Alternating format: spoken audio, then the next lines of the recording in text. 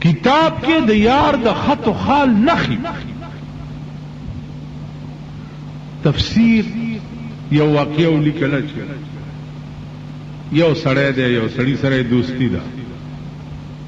تعلق دی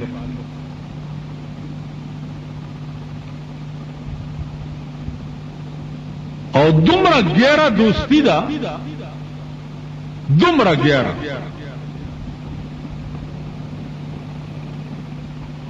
چې حد په تمام دی او دواړه دوستانم دي او دواړه بزرګانم دي او اولیام دي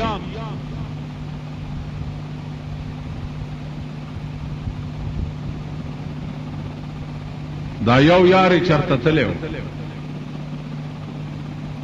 چراغ نو دابل مړو چې مړو چا ورته وی چې دوست یې مړ دی وی مړ شو وی چې نو ورنه نه ور د په کټ کې پروت دی نو د خپو ته ورته ودرې ورته وی چې سروسی مینا بسارا میروی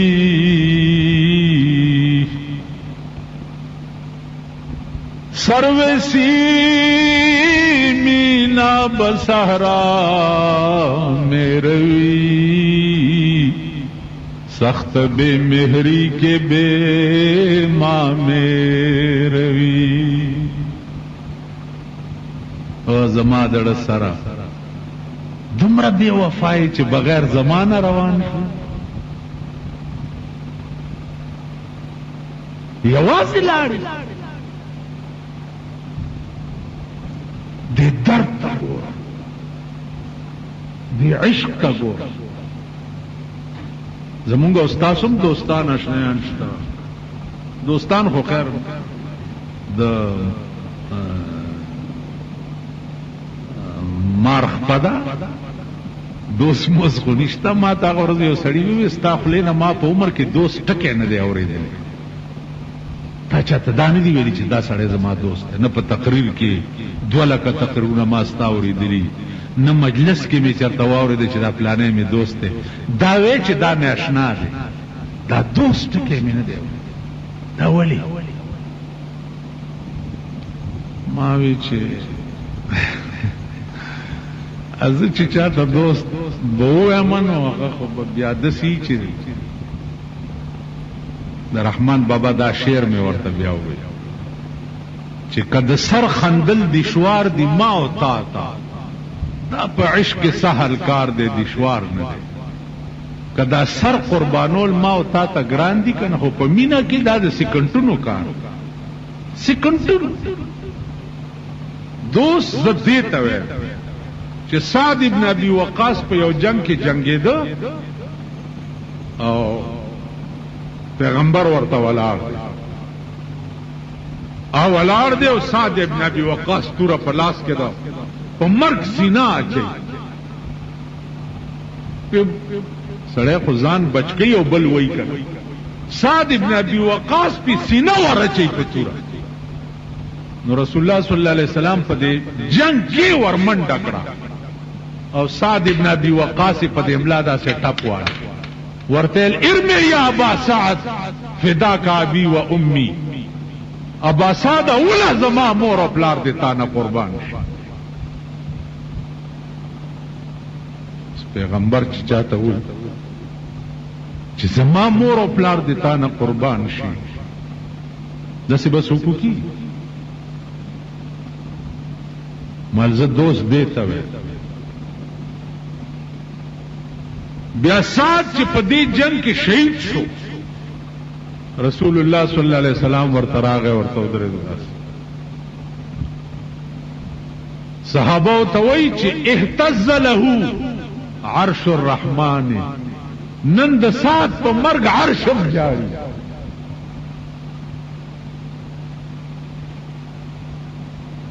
تاسو پوه شئ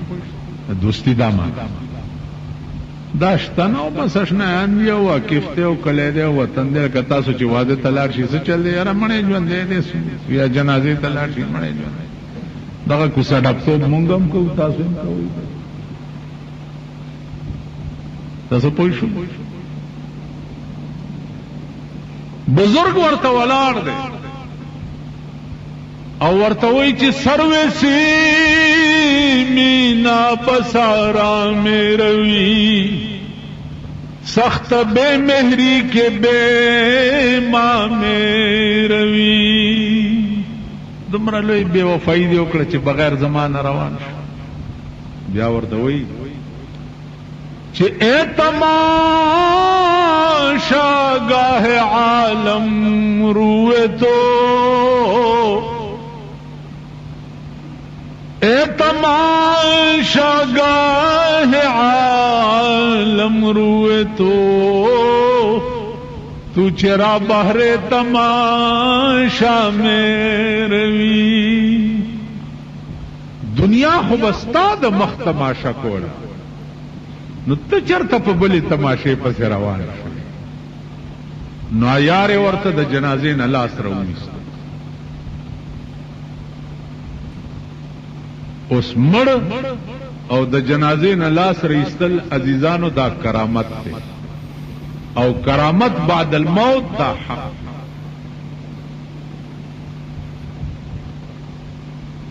چې لاس راوویستو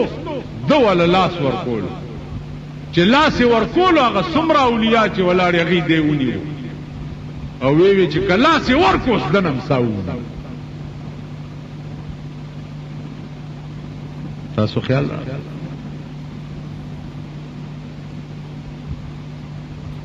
عزیزانو تعلق او رابطه هغه دې ته وایي که بیگا میں یو شیر کتو رحمان بابا وی چې کم کلام چیز بیتال چا سره وکړم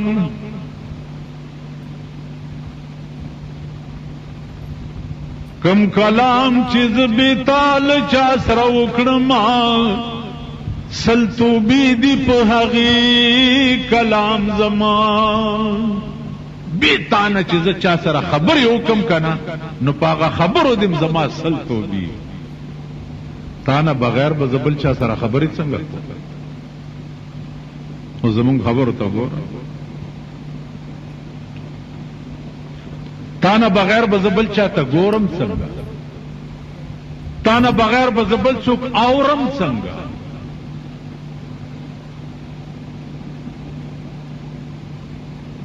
تاسو خیال را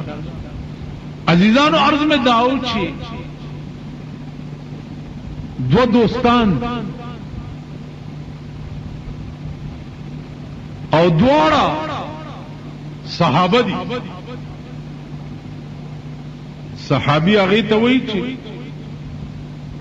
جناب رسول الله صلی الله علیه وسلم باندې دا غسترګې لګې دي اوس دا کوم قسم سترګې دي نو توبه مې دي یو سره خپلو کې په څه خبره خفه شو قسم یې وخوړ چې والله لا اکلم معك حینا والله که زه تا سره یو حین خبرې وکړم حین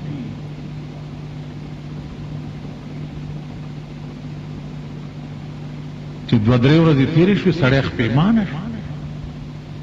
خو ما دوست د سره به زه څنګه خبرې غرق لیونی شو راغ ابو بکر صدیق رضی اللہ تعالی عنہ السلام علیکم ورحمت اللہ وبرکاتہ صاحب دوست میں دے داو قسم میں خوڑلے چی یو حین بدر سر خبری نکو سو تباکی گم مرم ابو بکر صدیق سے فتوہ ورکڑا چی سلویخ کالا باور سر خبری نکو دا حین مانا دا سلویخ کالا وی واو او عزت یار په دیدن زکه شتابی کړ چې د عمر بقا نه وینم ترکال الکه او به ګوره کنه تلوار زکه کوم چې کال پس وعده را کړی ده نو کاله پورې بجوند ایسو کی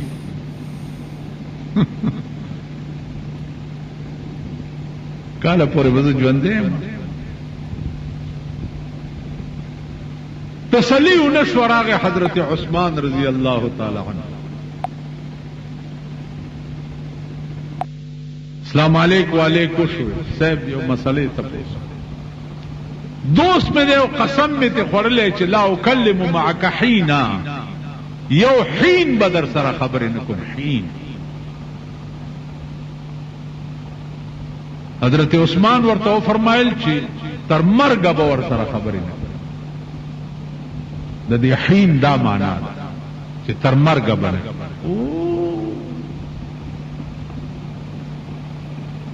نور پٹو کنو حضرت عثمان ام پزے پریخو ابو بکر ام پریخو حضرت عمر ترا جاڑی جاڑی سیب تباش حلق تو حلق حلاق سے چل دے ودا چل دوست نے میں قسم خورلے چی وحین بدر سرا خبر نکم سو حضرت عمر وے جاڑا ما زتر ما خام اور سر مکا و بیا کوا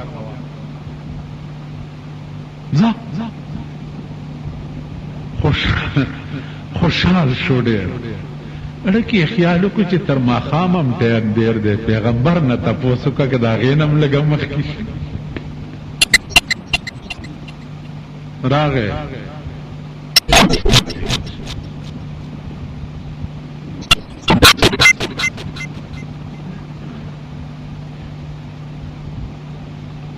اس دا خوند و مزا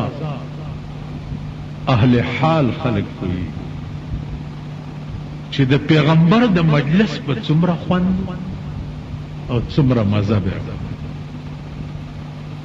اوس شیخ سادی تیر شوی هغه وایي چې مجلسونه خو ډېري لکه زمونږ دې زمانه کې وګوره زه دکان کې ناستی مجلسی تاسو اجره کې ناستی سوک بیٹک کې ناستی سوک کابلائی کی گرزی سوک دشپیر سچے کئی شیخ سادی ہوئی چی یک زمان صحبت با اولیاء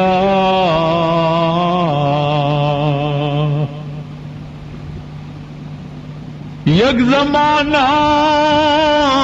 صحبت با اولیاء بہتر است 100 سال طاعت بیریا. یو گھنٹہ دا اہل دلو پا مجلس کے ناستا اہل دل جنے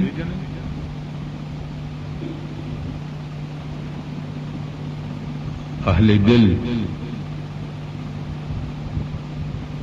تاسو زما دې تقریر ته په ایمانه چې چسکو مستو تراځي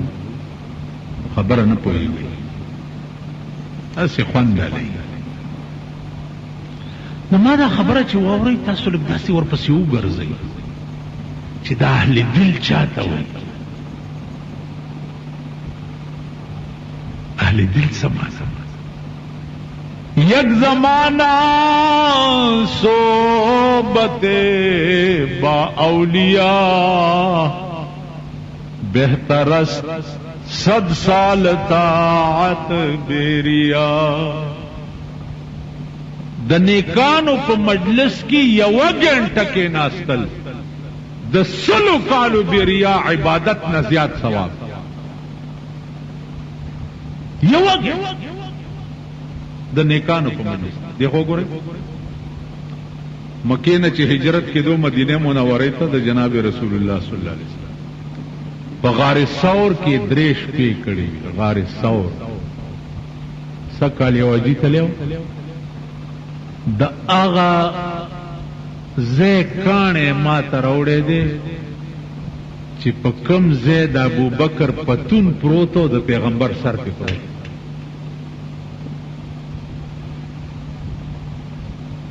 ابو بکر ور سره په غار ثور کې